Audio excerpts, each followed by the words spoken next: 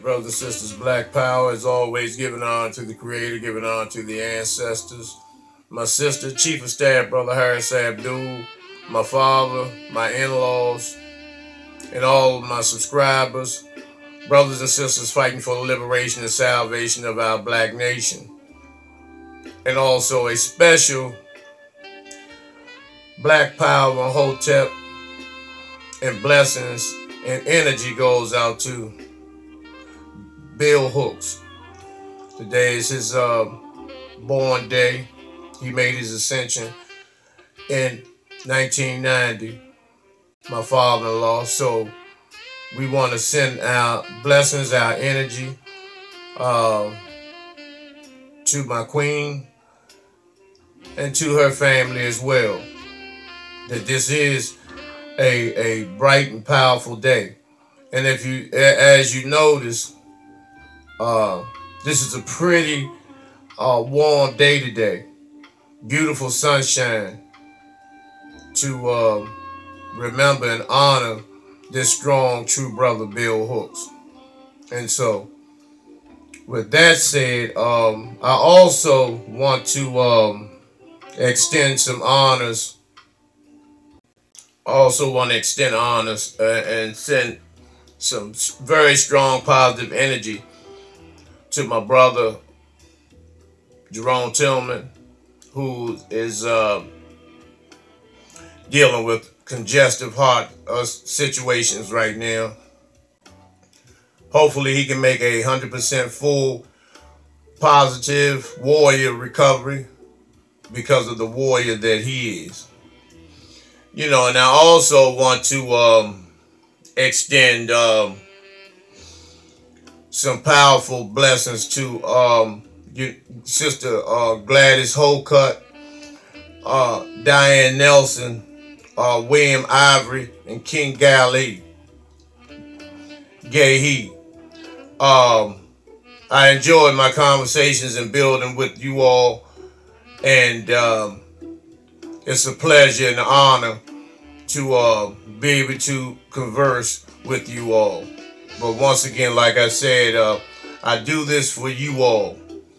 And right now, I've never asked for anything, you know, from my subscribers or from my viewers. But I am in need of upgrading some technical audio and technical and video equipment. So I would, if you do not mind, you know, a love offering or a donation would be so much appreciated by myself and the Street Law Soldiers organization. So, you know, if you're interested in sending a donation or a love offering for your appreciation for my channel, leave your information on, well, just leave a comment saying that you're interested, and I can, you can give me a call, and then we'll take it from there. So we can continue doing what we do, you know. But I want to talk about this this young queen, you know, Mitrice Richardson, who, this young queen was locked up in the LA County jail. And once she was released, she never made it home.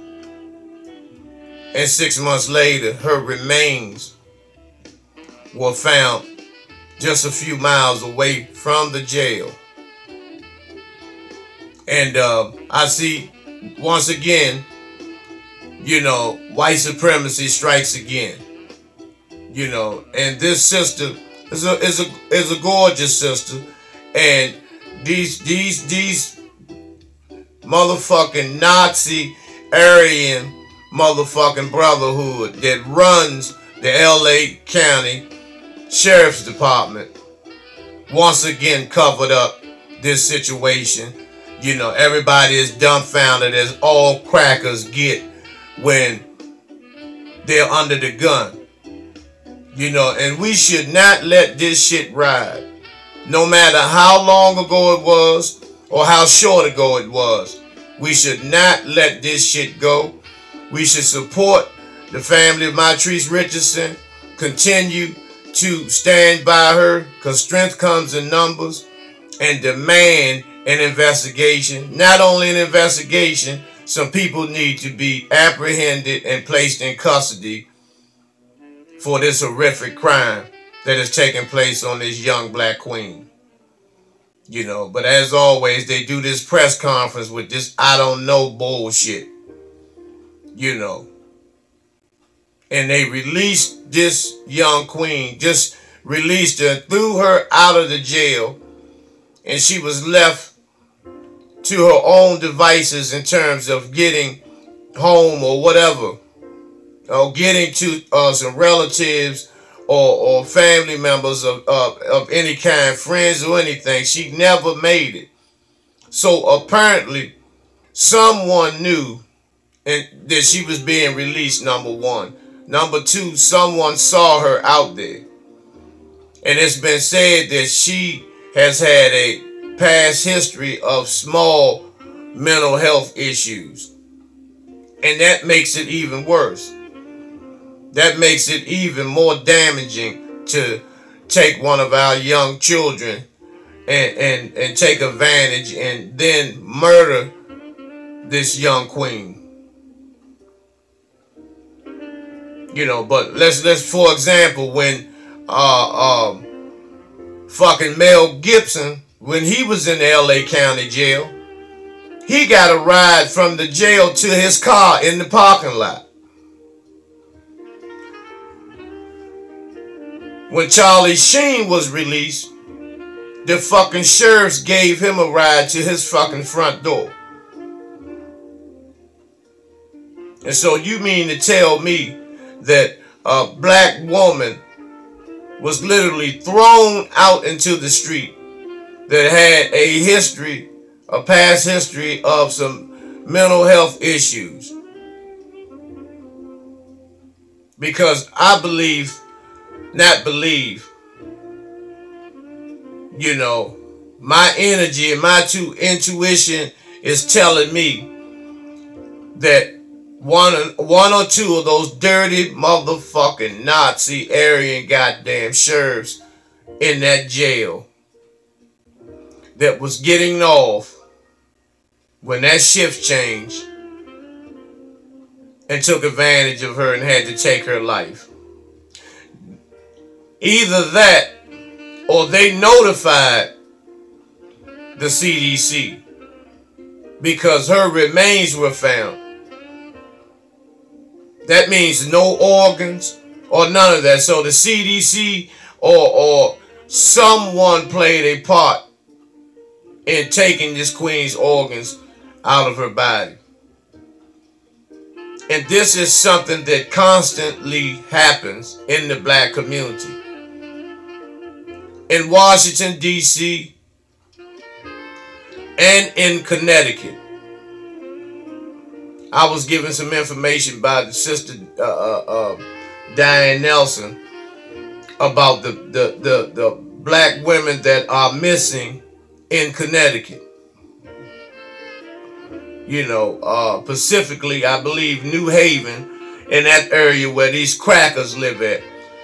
You know, where these elite, conservative, right-wing motherfucking devils reside. And in Washington, D.C., I've done a few videos on the missing children, the missing female children in Washington, D.C. These missing women have not been discussed anymore. No one has appeared to have furthered their search for these women. And it's been shoved under the rug, indicating that government officials has a hand in this. Because these women were either murdered, de-organed, taken to a FEMA camp, because the closest FEMA camp is Fort Meade, Maryland, and that's about 20 minutes outside of Washington, D.C. Taken de-organ, placed under all types of tests and experiments, or the CDC's hand, along with FEMA and Border Patrol, are transporting these sisters, these women, taking them all over the country and out of the country, placing them in pedophile and sex rings, prostitution and pedophile rings that take place all globally. Because the white man is a pedophile, a naturally born pedophile and homosexual. So globally, wherever this motherfucker is, you're going to find, you're going to have rapes. You're going to have torture. That's why they love horror movies. They love Halloween and all this bullshit. You know, all this horror and gorish type of motherfucking behavior. You know, Jeffrey Dahmer eating boys, cooking dicks and men's asses in pots with spinach and all this type of nasty, you know, sinister type of motherfucking behavior. You know, Ted Bundy and the rest of them, where they make shows off of and pay the families of them to do specials on these motherfuckers. Because they really glorify and glamour this type of behavior. But these women are missing in D.C. They're still being picked up at night. They're still being taken in the hands of government officials, because you see a lot of government vans in Washington, D.C., primarily in the hoods and downtown at night, where they're literally snatching these girls up. Because organ harvesting is the #1 hustle on the globe.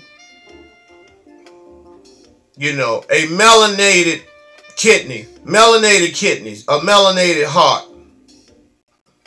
You know, David Rockefeller, who hated blacks, but yet he had 5 heart transplants, and all of the hearts that were transplanted and put in that devil's fucking body were melanated hearts.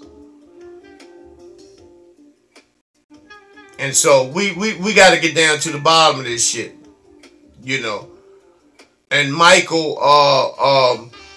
Richardson, which is her father, who, you know, he needs help into, you know, finding out who the culprits are, you know, in terms of what happened to his daughter. And so we need, you know, to get on top of, we need to get on top of our game. You know, black people need to start stepping up. Stop watching football and these fucking TV dramas, and begin to get on top of their game. And so we need to stay on top of these things, you know, and not let up off of what we're doing. Black people, we have to get on top of our game and stop this bullshit. You know, I commend those who are putting in work and trying to make things happen and trying to wake our people up. I commend you all for that, you know. But at the same time, you can't be, you have to continue to be relentless. But let's talk about, I'm going to deal with some crackers that unfortunately put in more work than blacks. For instance, John Brown,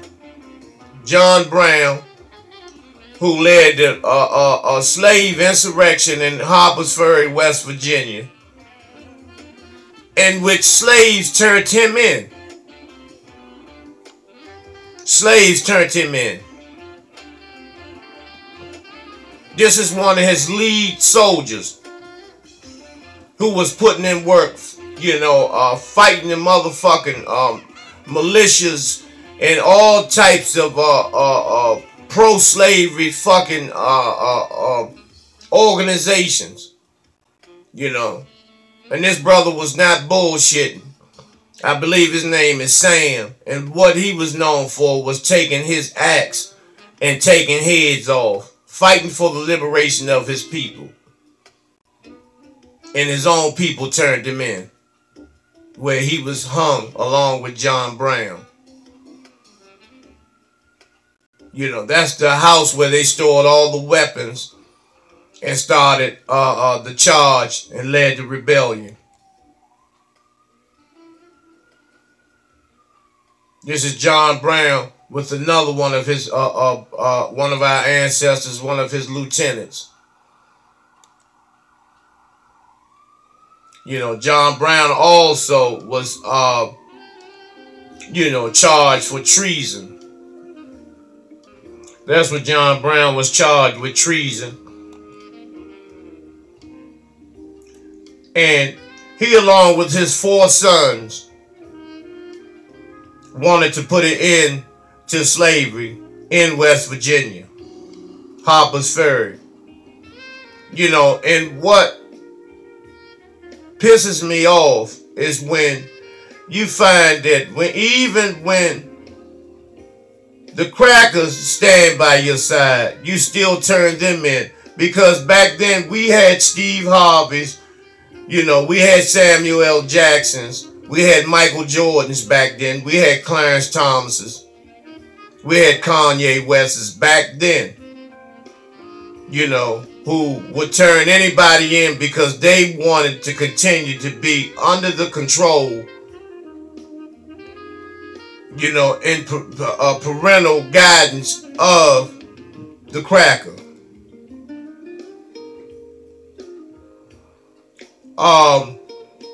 Denmark Vesey, who had up to 10,000 people, slaves, ready to put in work in Charleston, West Virginia. And the same church that he held the meetings in was that same church that the cracker Dylan Roof shot those 4 elders. Shot and killed those 4 elders.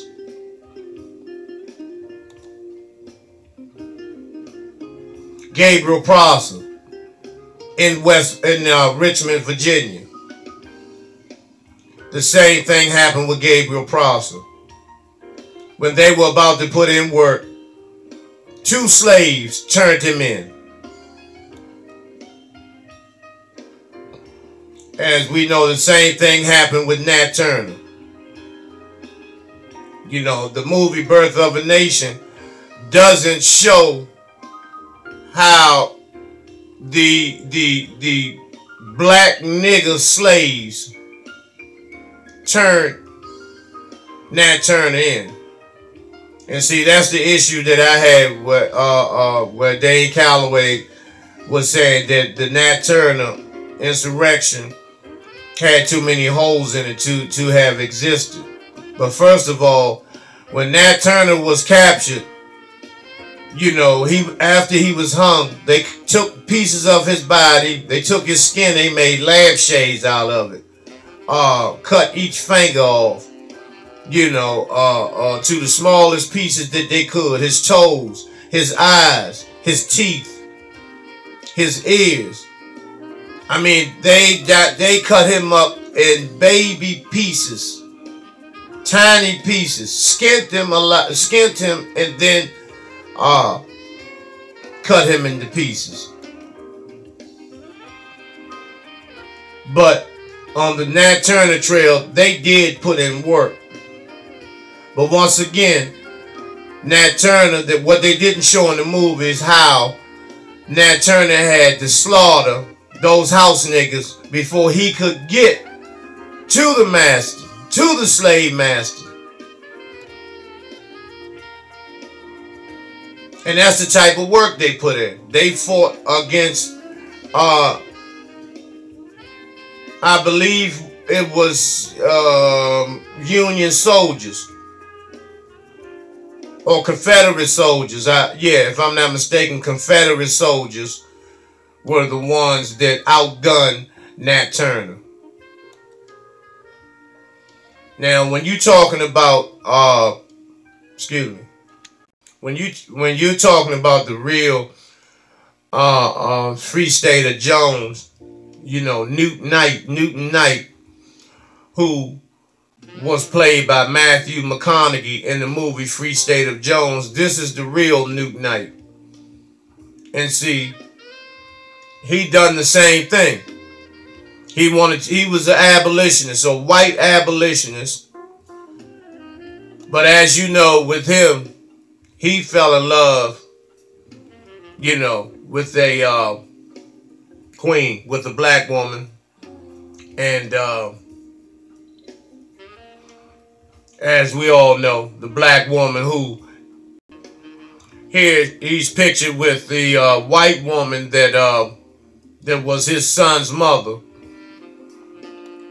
But however, this is Rachel, the sister that he fell in love with, and they had several generations of children. Still to this day, you know, there are several generations of Knights that go all the way back to Newt Knight and Rachel Knight. And he did the same thing. He fought like hell against the Confederate troops. He had deserted the Confederate army because he saw no sense in the war, which the war was about black economics. Because the South, for those who don't know, that you're taught in school that they were just fighting the North and the South, you know, but they were all good people and they lived happily ever after. No, they fought. The South fought for the economy balance, the economic balance that our ancestors had kept for them by being enslaved. And the Union wanted to abolish slavery and have the black man working for the white man. Either way is slavery. It's just voluntary and involuntary. But nevertheless, the Confederate wanted to keep physical and chattel slavery for the purpose of economics. You know, free labor. And at the same time, rapings, beatings, tortures, lynchings, which happened anyway right after the so-called Emancipation Proclamation. Harriet Ross. I really don't like calling her Harriet Tubman because John Tubman, her husband, was a piece of shit, in which she shot him in the head. And what happened was John Tubman, because Harriet Ross, she was raped repeatedly. She was treated so bad, called all types of monkeys and apes. And at 13, she was hit in the head with a piece of granite. That's like a piece of the street upside her head, which led her to have fainting spells. However, she managed to meet John Tubman, which this motherfucker was free, and he wanted her to stay in slavery and wait while he was free, because he was taking her money and going out gambling and being a womanizer and living off of Harriet Tubman, using her. Every time she would save enough money to buy her freedom, he would come through and take it, steal it. And so when she began to, before she started her run, she told John Tubman she was leaving. And he was about to tell her slave master. And that's when his ass, you know, he got his brain busted with that pistol. And so she did 18 runs, 400 miles each way. 400 miles each way. And we have people so lazy, they don't want to walk to the corner store. They're too lazy to cook. They're too lazy to clean. You know, and these people walked in the dead of winter.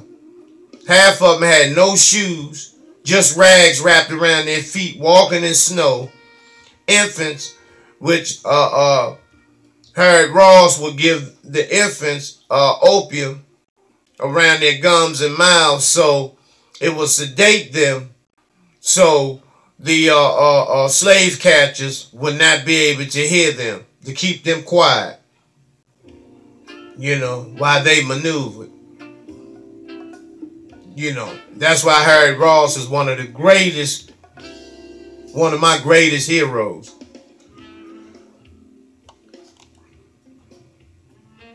William Steele, this is who Harriet Tubman's mentor was. And he taught Harriet Tubman everything that she knew about her freedom. He taught her everything, you know, and she learned from him, you know, and the Underground Railroad was not, people actually think it was underground. It was just a network of people.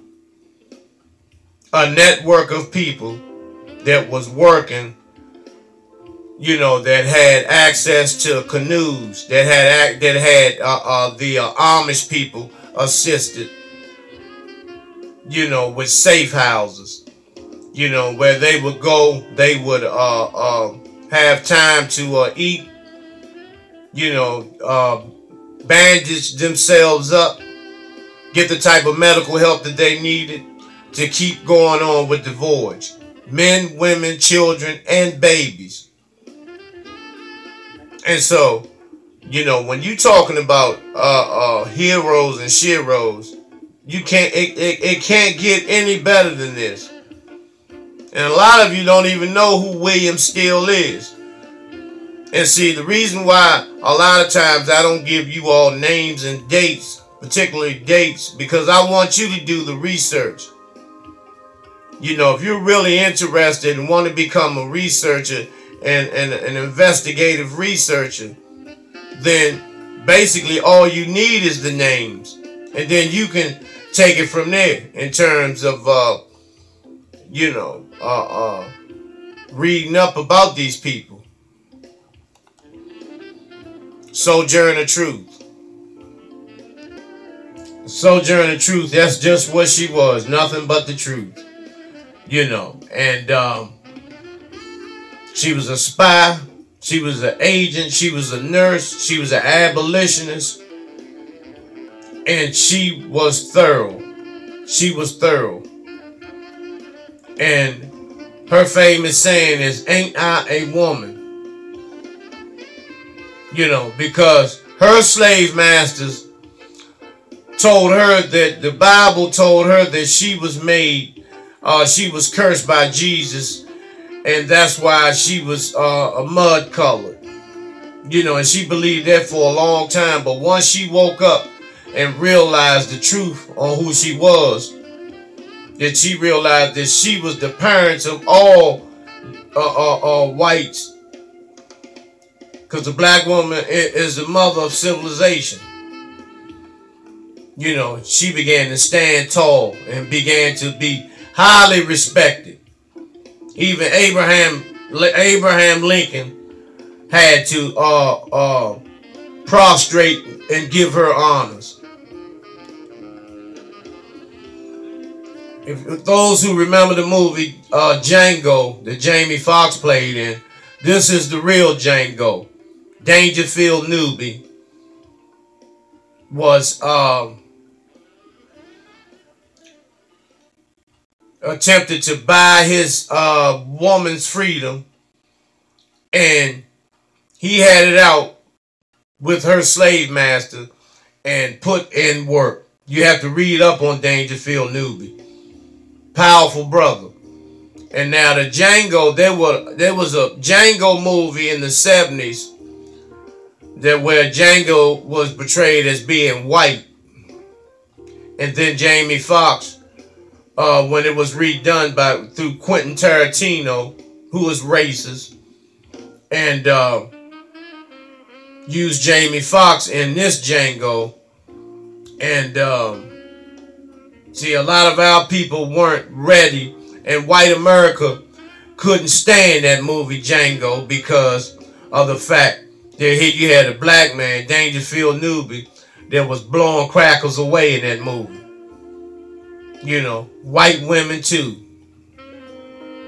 You know, and allowed the black women to go free, but also killing the house nigga. Now, the best part of the movie, a lot of people that are unconscious said the best part of the movie was when he got Samuel L. Jackson. But that wasn't the best part to me. The best part of the movie to me was when he was blowing them motherfucking crackers away. See, we're not used to seeing that on the screen. A lot of you are not even used to having that in your mind, in your thought process. So that's why you say the best part was the black on black situation. And that's the woman, Harriet, that Dangerfield Newby attempted to buy her freedom, you know, but it resulted in gunplay, and he became, you know, eventually he was hung and supposedly hung. I believe he had acquired his freedom. But you know how these crackers, they do not want to have a story like that where the black man rides off and lives happily ever after slaughtering crackers.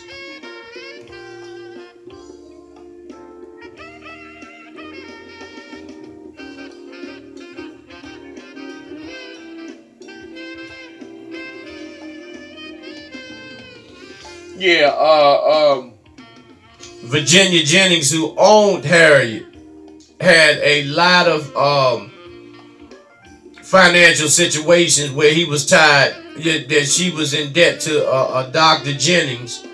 And so what had to happen was they wanted Dangerfield Newby to pay both of them and to get her out of the financial crunch, which he refused.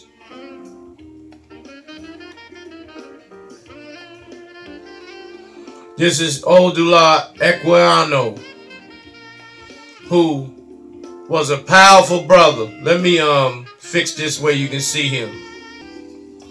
That's Odula Equiano.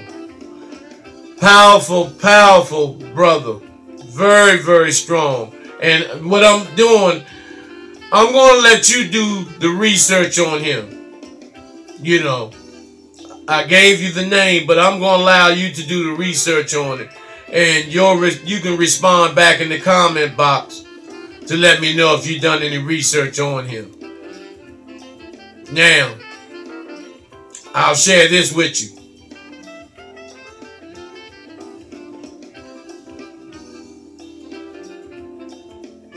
Aduba Kogiano, who, along with Olada Equiano, they were the founders of the Son of Africa campaign, and they were against the slave trade. They were abolitionists, and this was in 1791. And they were both ruthless. You know, and and if you can, you might be able to download the book on the life of Olada Equiano.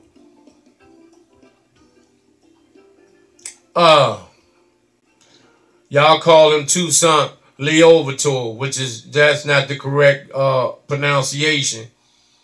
You know, it's Toussaint Louverture. And this is when Haiti, the real name for Haiti, Haiti had their independence because these brothers alone abolished slavery in Haiti. You know, Toussaint Louverture, Boukman Dada, Duty Boukman. who did not play. They called him Bookman because of all the books that he read dealing with slavery and dealing with ancient Kemetic history, finding out who the original people were. And Jean-Jacques Dessalines, the three of them were ruthless, and they were tearing these crackers' asses up. The British, the French, and the Spanish. They ran them out of Haiti, or they slaughtered them. Jean-Jacques Dessalines was skinning crackers, skinning them, taking the skin off of them, hanging them, and he told his brothers and sisters of Haiti at the meeting, the last meeting before they began to put in work. He said, if you want your freedom, give up your white God and you are free. He didn't say it's a possibility or any of that. He said, once you give up your white God, you are free. And Haiti was on fire. All the sugar plantations, all of the tobacco, the cocoa, everything went up in flames. And they destroyed those crackers over there and had their independence and freedom. You know, it wasn't for a long period, but it was to show that if they stood by each other and worked together and put in work and were willing and are willing to die for their freedom, that they could be free, which is the greatest point that the black race has ever known in terms of liberation.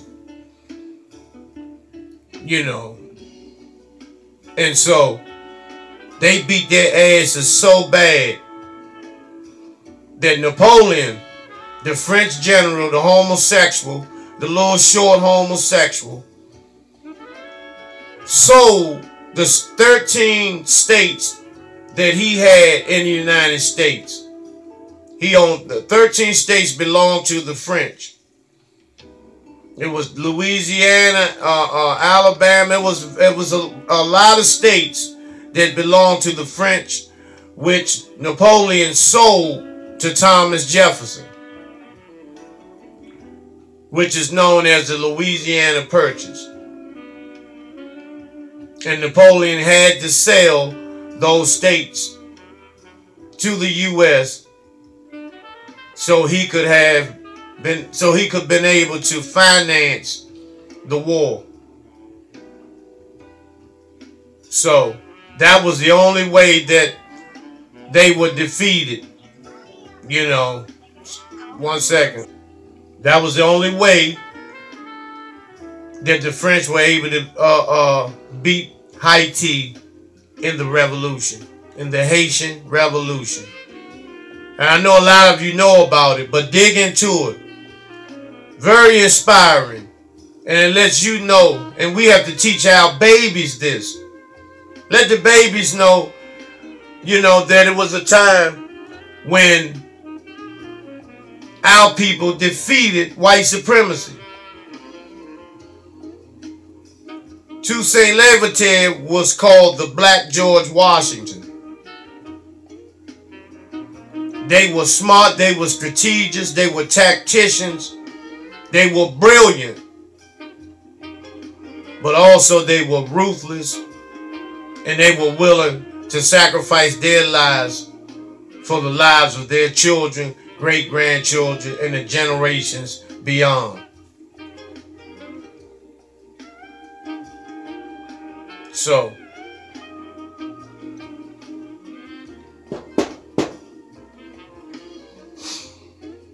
let's give them their props. Let's give them their props.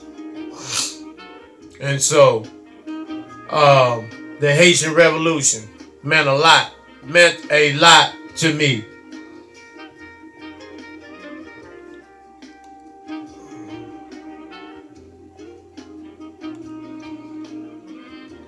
Now,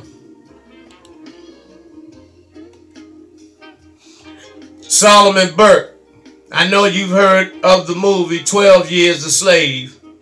Well, Solomon Burke was supposedly a free man living in New York and was captured, kidnapped, taken down south, and made a slave all over again for 12 years. That's a drawing, painting of Solomon Burke, which was played by Chiwetel Ejiofor. You know, and one part of the movie that I hated, I had tears in my eyes, was when this cracker beat that sister, whipped that sister. Now, he had a relationship with her, and so he tried to play like he had nothing to do with her, because I believe she wanted to be with her husband.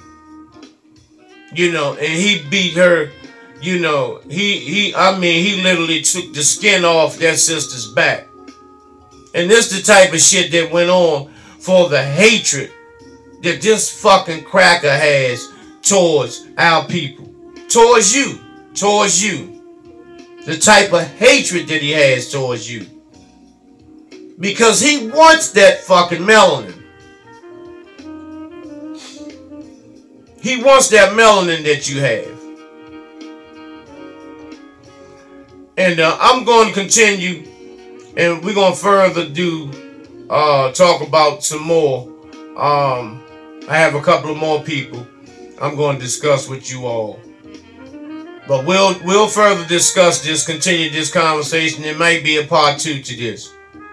So, once again, to, you know, Gladys Holcutt, Diane Nelson, William Ivory, King Gahey, you know, my brother, you know, and also Brother Robert Burgess and my father-in-law. I wish you all the best. My energy goes out to you all. My energy and mad love to you all. And as always, Hotep, Black Power.